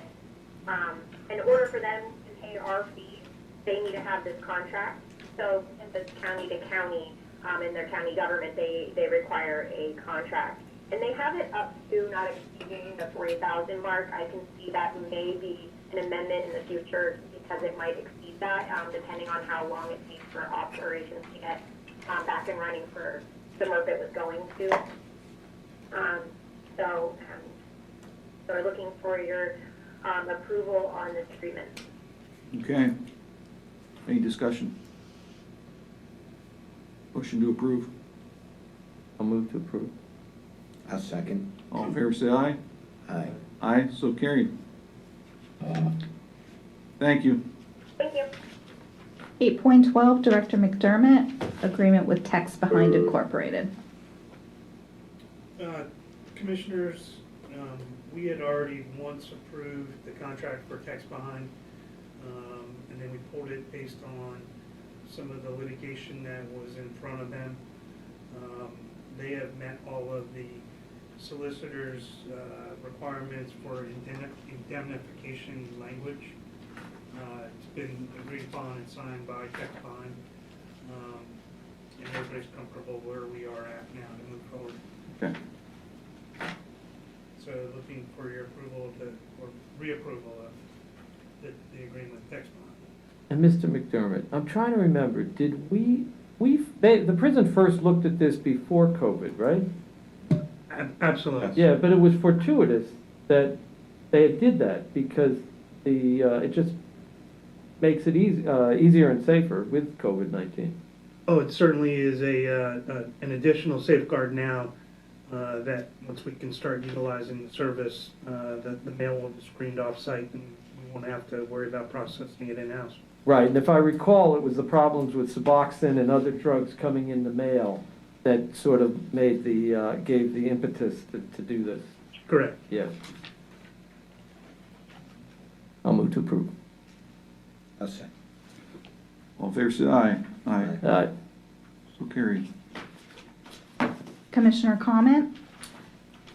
We have a couple announcements. Lycoming County government has established a county planning and coordination cell to address the reopening of county government operations beyond the services it already continues to provide while transitioning into the yellow phase as authorized by Governor Wolf's office on May the 8th, 2020.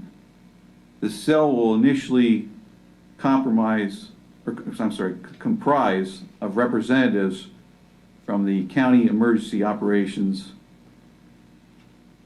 Planning and Community Development Department, the County Procurement Office, Information Services, Voter Services, Court Administration, the Human Resources Department, Maintenance Department, the Coroner's Office, and the prison.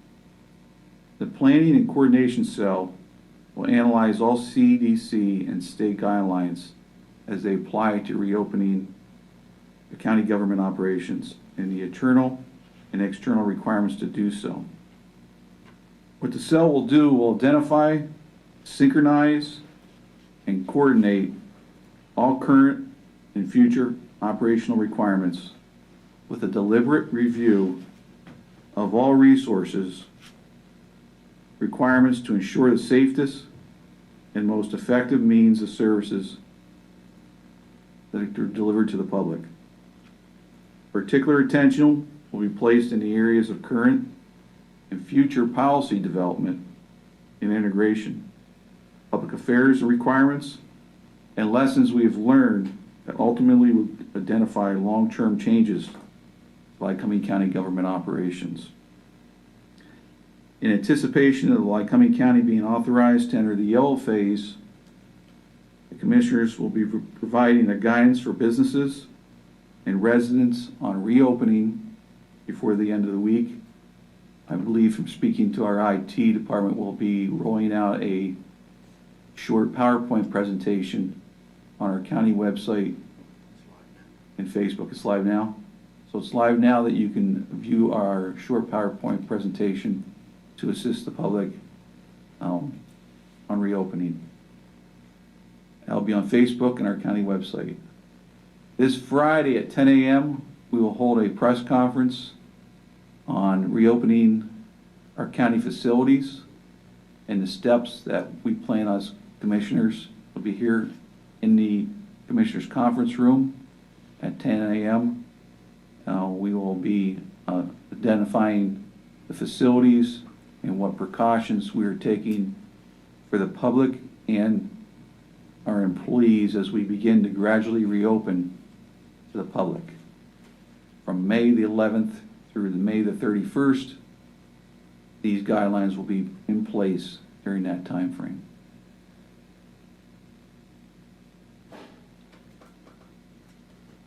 Anything else? Mr. Mirsar? Yeah, I have a few things to talk about. First of all, I'd just like to state on my nay vote against hiring of attorney Jessica Dodson. had nothing to do with her personally, because she's a great woman and she's very qualified and dedicated. It's just that I do not believe that we need another attorney in the district domestic relations office. I just wanted to clarify that.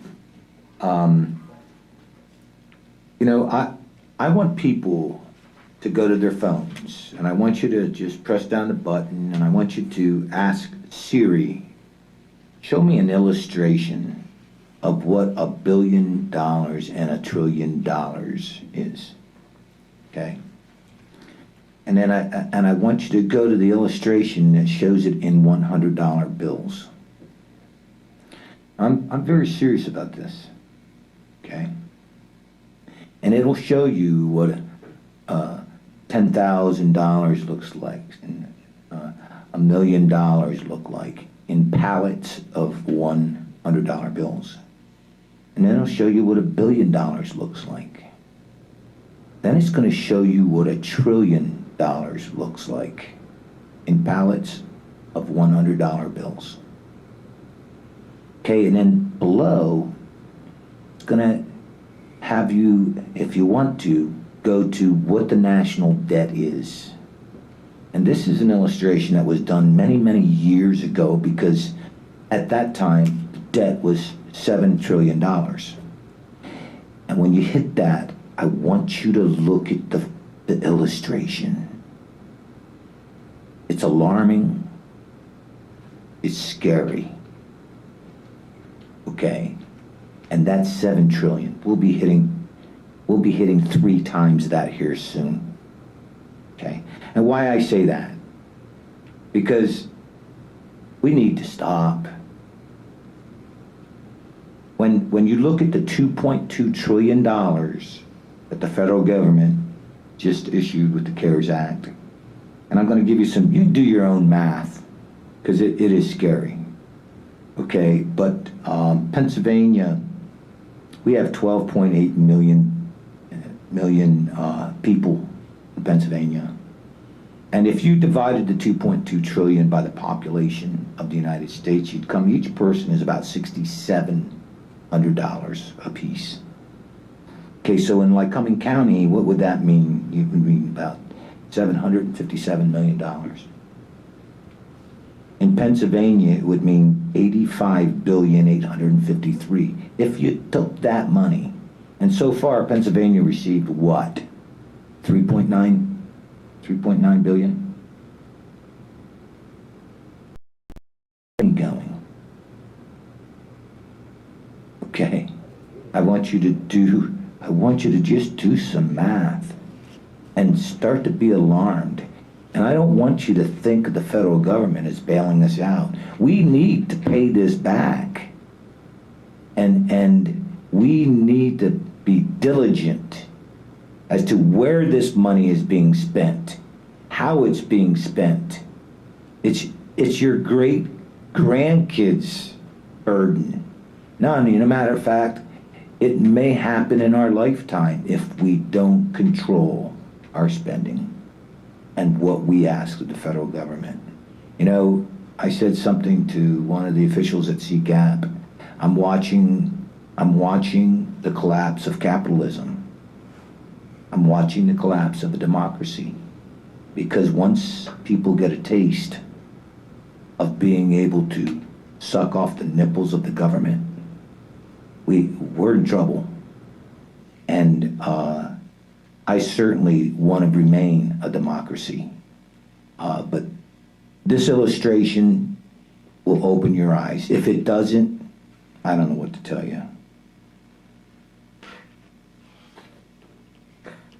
So I don't have, no, I'm going to go look at that. It's a good point. The one thing I think we got to keep in mind, though, is I'm not sure it's the collapse of democracy. There's a difference between a democratic political system and a economic system which basically may not be working. I mean, one example is our healthcare system. I mean, when you have healthcare that's given, or healthcare that's received by employees through employers, when those employees become unemployed, they no longer have their healthcare. We are the only industrial country in the world that sets up a system like that. It also puts an incredible burden on our employers and makes them non-competitive. So that if you want to build a car in this country and you're providing health care to your employees, you're going to have an added cost, whereas in South Korea, that cost is spread over the entire society, and it comes through the government. I think at some point, and then the other component of this is I think we have to really, as you said, we have to look at our spending, but we also have to recognize that people are in a lot of pain right now, with 1 in 4 people unemployed. And I guess it's a sort of triage that's being done, which is that we spend the money now, we get the money back into people's hands now, and we hopefully can build this economy. I think we have to seriously look. I was driving in today listening to a speech by Martin Luther King from 1968. And he talked about war and violence. And we spent $3 trillion. How much did we spend in the Middle East over the last 20 years? I go to my resident expert here who served, Mr. McDermott. I think I said 2 trillion. I think you've corrected me and said that it's probably closer to 4 trillion. 3 to 4. 3 to 4 trillion. I think we have to really begin to stand up and say, listen, we cannot continue with a foreign policy that doesn't necessarily produce results. And I am not a foreign policy expert. But when you start to see what's happening with our economy now, we have to, I think, begin to have these conversations at a local level. Because as soon as we come out of this COVID-19, which we will, and as soon as we get the economy back together again, which we will, but it's going to be a lot of pain, some politicians are going to call and beat the drums of war.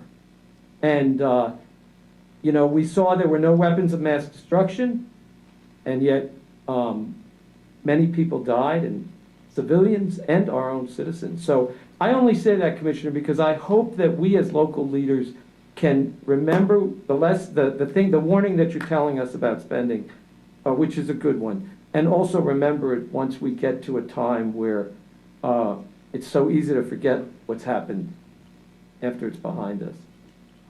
But thanks for reminding us. And one of the things I think we do need to also look at is how we can continue to try to help the people in our community. We did the $10,000, which is a drop in the bucket for the need, but it was a big drop that we helped the food bank. And other organizations and people out there need to tell us how we can help. We are going to have a conversation about the schools. I'm getting that material together on the devices and the internet, because I'm not sure whether these kids are going to go back to school. Some of the colleges are saying that they're not locally, but in the national press, they're saying that they're not going to be holding classes on campus in August and in the fall. So, but I understand you. I appreciate that. We need to have the discussion to help get our businesses back open. These businesses were shut down to no fault of their own. And I agree with helping them. But they don't want help over a long period. They want to be open. When you see a big box store where you can't find a parking space on a Sunday afternoon allowed to operate, and a barber who is the most sterile person on the face of the earth with their utensils can't cut a person's hair, I consider a person's hair an essential. It affects a person's mental health. It affects their appearance. And it was good enough for the city of Chicago, their mayor, who said last night on the news, standing in front of a podium out in the street, "You will not meet with your friends. We will hunt you down. We will search you out on Facebook. And if we have to, we will cite you and put you in jail if we find you meeting with your friends." Yes, she could go out and get a haircut on her own and order everybody to stay in her house. And when she was asked about that, she stated, "I'm the face of the public. I'm the face of the public, and I have to look good. So the double standards are out there. And as you see people that are just they have such a desire to go back to work, they don't need government telling them what to do. They just need the guidelines put in place and government to get out of the way and let them operate their businesses. They can do it safely. They can do it cautiously. I went to a restaurant on Friday to do takeout. They had an orange cone in every other parking space. They even went to that extreme to make sure that things were obeyed. And if you got out of the car, if somebody was sitting next to you, that wouldn't happen. You know, having the parking spaces designated. So our business owners know how to do this, and they know how to do it wisely. For us to have car dealerships closed, we're one of 3 states. A car is a necessity. It's public transportation. People have to get back and forth to work. They have to get back and forth to an emergency, appointments. And trying to buy a car online, we just had an employee who's sitting in his room right now do it on Friday, and it was a nightmare for him and his wife. And yet we're one of 3 states that can't do it. Buying a home. Living in a home or an apartment is essential, or you're homeless. We have people that are carrying 2 mortgages right now because they can't close on a house, or they can't have that house shown by a realtor, a one-on-one with a mask to go into a home and show the home. They can't do that. So we need to put pressure on our governor and our state to use common sense. Phase, more things to be open that make sense, and have it with the safety precautions in place so they can do so wisely, because these small businesses are not going to be around if this continues to go on much longer. And I'm fearful the number it's going to be released on Friday, which is the unemployment number. Right now it's 30 million, and I anticipate to be much higher, and we're going to be in the numbers that were during the Great Depression. And it took a generation for that to be recovered from. Chairman, if you don't mind me adding something to your comment about reopening.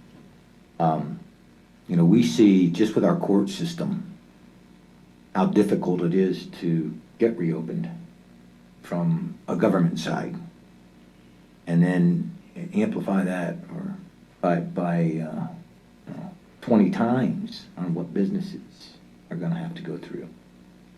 And my primary concern, I'm doing it right now.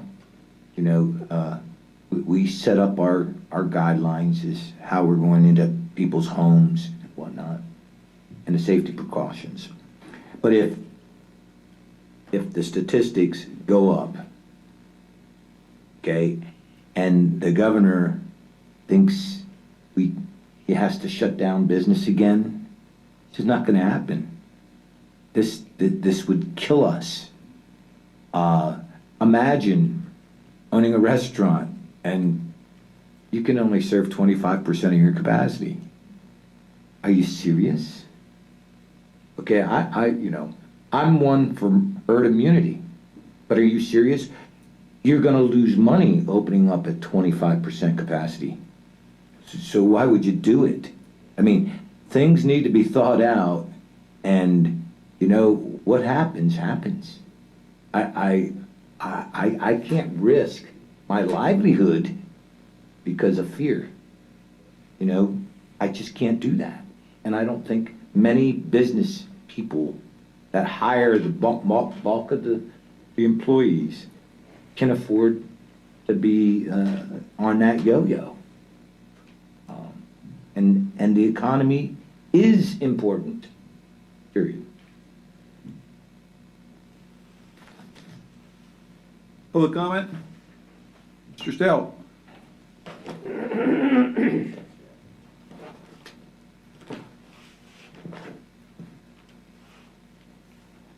Yes, Larry Stout, representing Web Weekly. I feel like I'm bringing us down from global and national issues, but just a couple quick comments. First, I hats off to Ed Robbins. He has been just a tremendous asset to me. I mean, if I ever have a question, the man is so helpful. He explains things so well. He's never, ever not giving me time, and he's an extraordinary person, and I think we'll miss him. One of the upsides of the shutdowns is that parents are discovering that the report cards don't tell you anything about what your child knows. Boy, I'm hearing all kinds of parents say, they don't know X, Y, Z. So we are learning that together. Another kind of, I would say, positive, if I can put it that way, I was on a Zoom call with a group of pastors from all over, I mean, mostly Eastern U.S., Detroit, Atlanta, Nashville, Boston, all over the place. And honestly, I was actually grateful that we seem to have some stability somewhat in Pennsylvania and in Lycoming County, because apparently a lot of places in the U.S., it just changes so much that they can't keep up with what's true today is not going to be true tomorrow. And there's just a lot of, and we were kind of planning for reopening, and we never got to it because all I heard for an hour was, we don't know what to do because of all the confusion. So at least in one sense, there has been a consistency. But as we're moving into this new phase, one of the problems that we have had at our church, and I'm just asking for guidance, 25 maximum in a gathering. Now, what's a gathering? Our particular church has 4 floors and a basement. We have a sanctuary and at least 5 rooms, counting the basement, that we could easily accommodate safe distancing of 25. Now, is it 25 in the building? Is it, is a church service a gathering? I mean, what exactly? Because see, we could have the adults in one place and teens in another, but we don't, and I have looked everywhere. I've looked you get bullet points on the, from the state, and that's all it says. Maximum 25 in a gathering. So I've asked local officials here in Williamsport, and they don't have any guidance. So apparently there's no guidance. Am I safe to say we are supposed to use our common sense? Are we going to be in danger if we kind of think, okay, we think we know what that means and we're going to act accordingly? We certainly don't want to be scofflaw, but we don't want to be. There's people that are really hurting right now. There's people who are suicidal. There are people who are in really, really need some spiritual comfort, and they have never missed church as much as they do now. So I think this is important, but we will have to go to multiple services, etc. But we want to try to minimize it. So I'm asking if any of you have any knowledge of that, or what. Well, I actually have a board meeting tonight with my church at 5:15, and we're going to discuss that exact issue, because we've been live streaming our services, and our pastor, who's a former city council member, has asked for a meeting tonight to discuss that about the 25 and how we're going to implement that. And so after I have that meeting, I'll reach out to you. Thank you. And share what knowledge I've gained. I don't have any special insight, but I think that it probably means 25 at the building. And I'll tell you why, because I think what you hit the nail on the head when you said about common sense. If there are 50 people in the building, it means that at any one time, more than 25 could be in one place. Unless you're going by the guidelines. Of keeping. You know what I mean? We have 4 means of ingress, egress.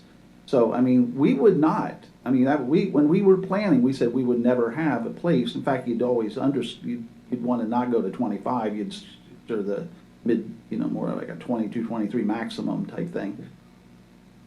So you can keep them separate. You can keep. Absolutely, okay. absolutely. Well, what we can do is we can. We're in the building. We're going to do whatever we want, because it defeats the whole purpose. Because obviously, you're also aware. God forbid someone gets something, you'd be liable if you can't show that you were following guidelines. So, we're also conscious of the society we live in, even among friends. So. I know that DOJ, Mr. Barr has expressed that the civil liberties of the churches have been attacked, and he has asked for enforcement to be much more liberal and understanding regarding people's religious liberties. So I think that going forward, it's going to be more relaxed on how they go about approaching religious institutions, services. Not to mention, okay, I mean, this is your First Amendment right. Absolutely. One. And secondly, when you listen to the governor, and it always ends with enforcement. You know, it's not, he never mentions, he makes sure that he states that it's self-imposed. But when you get into the detail, it's your local enforcement, okay? And that's what we have to pay attention to. Local enforcement doesn't seem to be helping us in terms of guidance, so I'm just saying, I'm moving We can ahead. reach out to the Department of Health and see if we can get an answer for you. I mean, Commissioner Metzger's gonna talk to his people, but we can also talk to the, try to reach out to. Our planning was 25 in the building. That was our baseline, but we are just saying, is that really accurate? If it is, fine, we move ahead with that. I'll reach out to you tomorrow after I get some insight tonight. Okay? Thank you. Thank you. Any other public comment? Mr. Lauer.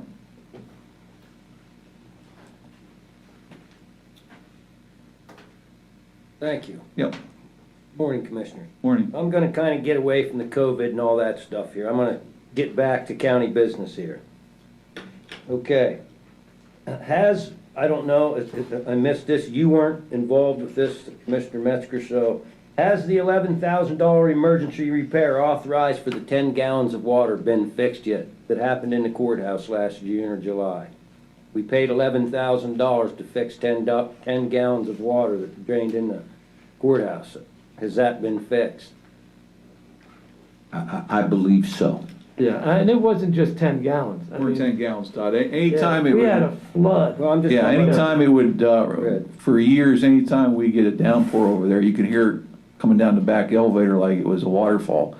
And it would flow out into the floors and it would bring raw sewage out too. And it was an issue, and it was numerous times a year. Anytime we get a substantial downpour, that would happen. So I believe that has been corrected. We didn't have any incident, On Thursday. yeah, We had a mini monsoon on Thursday and they didn't call and say there was any issues. yeah. Good, so it's repaired. Was that a design flaw or something like that, or an engineering fault?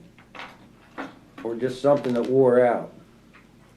You know what? It Maybe was we can something go that back wore and out. reflect It was on the, it was the something seal like that. on the, Backflow. on the backflow. Over on, We had to put a new back. Pine Yeah, Street. Pine Street. Pine Street. Yeah. It's the capacity, that it just can't handle the capacity. Okay, all right.